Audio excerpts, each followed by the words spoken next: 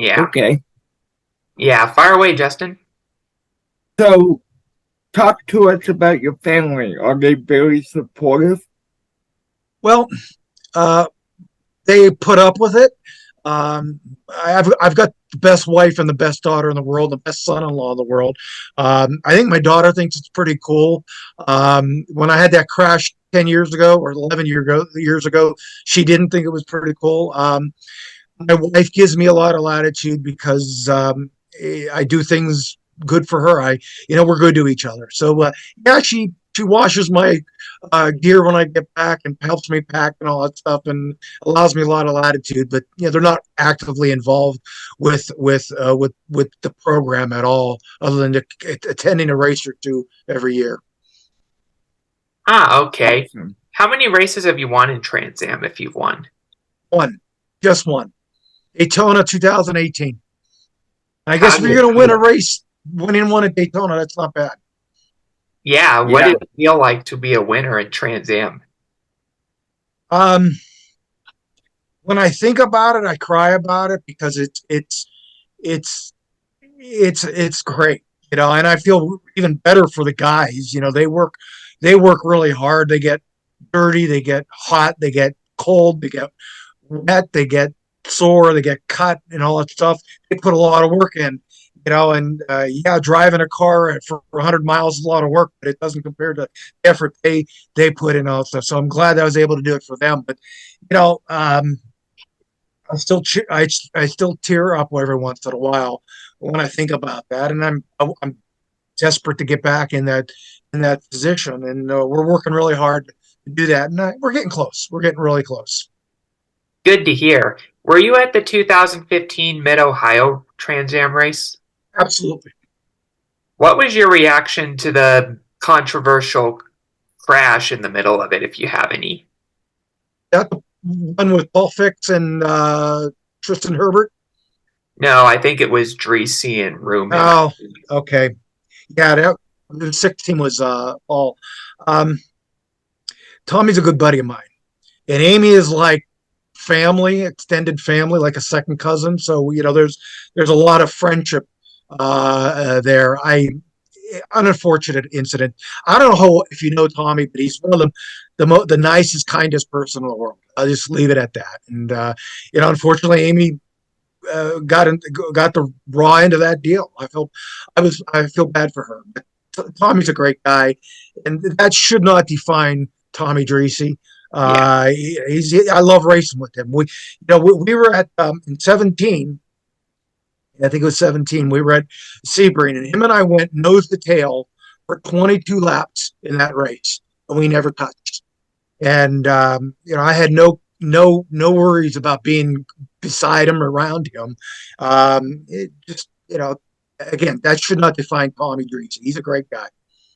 I'm with you on that. Yeah, definitely. He's been on the platform before, and he always comes across as nice to me. And yeah, Listen, So if I who's your text him right now, he'll respond, "I love you, brother," and the same for me. It's that's a long time, and again, it doesn't define Tommy Dreesen. nah, it doesn't. Fire away, Justin. so were you going to say that he is your biggest role model in racing? Tommy Dreesen? Yeah. No, no. Biggest role models. I know this is going to be funny because I don't know that I really have role models. Although the people that I enjoyed when I was younger was guys like Kelly Yarbrough. I like Darrell Waltrip. I was a big fan of Dale Senior. I liked Rick Mears. It's just kind of funny because some of these guys have become friends of mine, but as like Boris said, and Wally Dallenbach, and Wally always says I embarrass him and all that stuff. But when I was in my 30s and 40s, I was watching these guys on TV and reading about them in magazines, and now I've become friends with them, which is pretty cool. It's like somebody loves pro football and becoming friends with Tom Brady. It's guys like Boris and Wally and Dorsey, and those were my road racing heroes, and now I'm buddies. And that's the neat thing about Trans Am is, these guys are still around, and you get to rub elbows with them and become friends with them. So you know Rick Mears, or was he just an example? They just an example. I've never met him. He was, it was actually Michael Andretti and Little Al were all about the same age, and again, I've never met them, but to me, we're peers age wise, and if I would have followed the path that I dreamt about when I was 17, 18 years old, I would be running against them in IndyCar, and I can't say that my life turned out bad at all, but there's times when I wish I would have had the opportunity. But again, I've had a great life, so I can't complain. Good to hear. So, what's your best finish in the championship? Fourth. We've been finished fourth several times. We ran the full series in 18 was the most recent one, and we won the last race. It still didn't make a significant impact on our finishing position in the series. Ah, okay. Who's your sponsor? Me, myself, and I. I'm what they call a gentleman racer. All the expenses come out of my pocket. I like to tell people I'm spending some of my daughter's inheritance, and that's why she's gracious enough to allow me to do so. Nice. Yeah. That's really incredible. Were they in attendance of your win? No, they weren't. In fact, even my wife wasn't. It was kind of neat because we get into the victory circle, and obviously I didn't have a cell phone on me, so we had other people that called her. That you get an inbound phone call from a number you're unfamiliar with. I was fortunate enough she answered it, and I'm yelling, crying. It's like I won and all that kind of stuff, and it was a very, very neat experience. The part of the neat experience of that is my crew chief Matt Miller, who's another one of my best friends. His uncle and his two cousins had went to Mid Ohio watch us test that summer twice, and they were awestruck about what we were doing. And I was telling Matt, I says, Matt, if they like a test day it was a regional race. I said, if they like that, they got to come to Trans-Am race. And so I gave Matt a budget. I says, here's X amount of money. Fly your uncle and your two cousins and put them up in a hotel. If you can do it for this number, and he was able to do it. Matt is the consummate scrounger of getting deals. So his Uncle Rich, who I call Uncle Rich now too, he's a photographer and a videographer. So he comes down and watches this. And what do? I go win the race. And he's got some video that I've shared on Facebook, and we're all crying because it's not easy to do this stuff, and it's so cool. But it was so neat to do it when his uncle and his two cousins were there and all that stuff. So it was really, really neat. Even more so, earlier that summer, I hired a camera team to film our weekend at Mid Ohio, and they were there for 3 days, and they put together what we call the rough draft that I got Thursday of that race at Daytona. Understand the race is on Saturday, so Thursday night I get the download, and they've got it's a 12 or 13-minute video, and one of the interview sessions, they said, "Do you think you ever win a race?" I go, "Yeah, I hope so. I'm fighting for it. I came really close several times that year," and so they had to edit the final part of the race because I won Daytona, and it was neat because a friend of mine, I won't mention his name, I don't want to embarrass him, but he's a Le Mans level racer. He watched my video several times over the off season, and he said, "David, every time I watch it, I cry because him and I agree with him. It captures why we do this. It's the ultimate challenge that men need to experience." And so that video's out there on YouTube. You just gotta look up David Pintaric in YouTube. You'll see it. It's a really cool video. Yeah, for sure. So, let me think. There was. Oh yeah, what's your favorite track? Yeah, what's your favorite track? They're all. I love Road Atlanta. I love Watkins Glen. Mid Ohio is my backyard. Road America is really cool.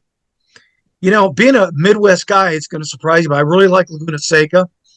Um, yeah, those are the top five. It depends on which one I do best at. I finished second at Mid Ohio. Obviously, I won at Daytona. I finished third at Atlanta, third at Wisconsin, Watkins Glen. Podiumed.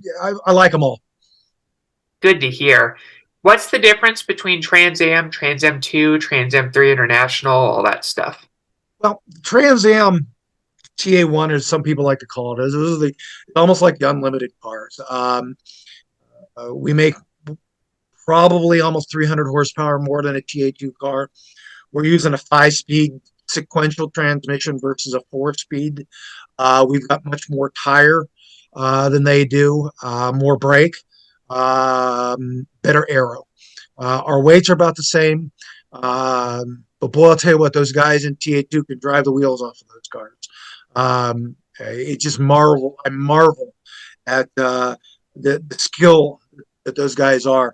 I will tell you, there's no small sense of pride when Thomas Merrill, who was last year's TA2 champion, last year at Road America, drove for Chris Tyson, and he had just finished second, I think, at Le Mans earlier, about a month earlier. And him and I are nose to tail at Road America. And I'm thinking the whole time, and I guess I should be concentrating more, but here I am, this 60-year-old stockbroker chasing this young professional driver through Road America. And I'm thinking that's pretty cool. That's a compliment to Thomas. He's so very skilled, and he's heard this story before. But those guys are good. Those are guys are really, really good drivers. For sure, yeah. Fire away, Justin. All right. So, talk to us about Daytona. Is that course challenging to you, or one of the more easier courses you've been on? It's not a particularly difficult course to learn. The challenge is soon overcome is getting used to the banking. That first time, it's very, very intimidating. And when you're doing 199 plus mile an hour at Daytona, that could be intimidating as well. But you get over it. There are some challenges. If you're in a mixed class race, the closing speeds of our cars on the other cars are daunting. You really have to pay attention to that. But Daytona's a relatively easy track to learn where the turns are. There's some subtle nuances. I will never claim to be the fastest there because everybody would laugh at me. But I can get around with it, get around it pretty good. Yeah, for sure. Awesome. Have any final thoughts, David?